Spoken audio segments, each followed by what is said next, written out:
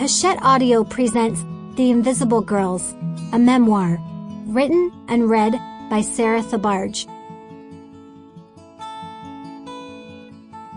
For the invisible girls, all of them. I am invisible, understand, simply because people refuse to see me. Ralph Ellison.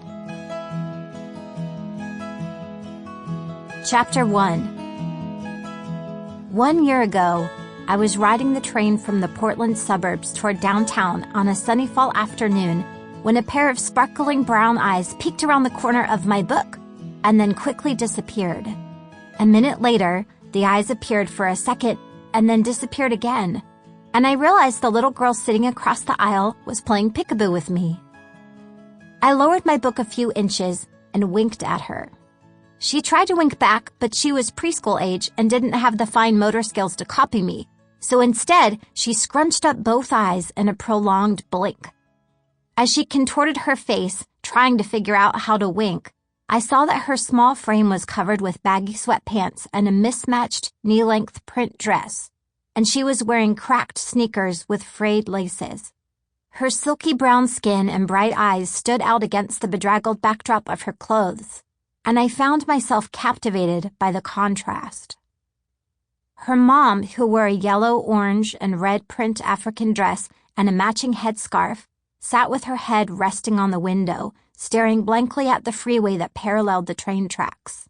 She was short and stout, and her skin was wrinkle-free, but her shoulders drooped, and her brow was furrowed, making it difficult to guess her age.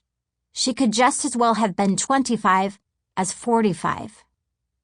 A toddler who wore threadbare pants, an oversized dress, and old sneakers was standing between the mother's parted knees, trying to sleep while standing up.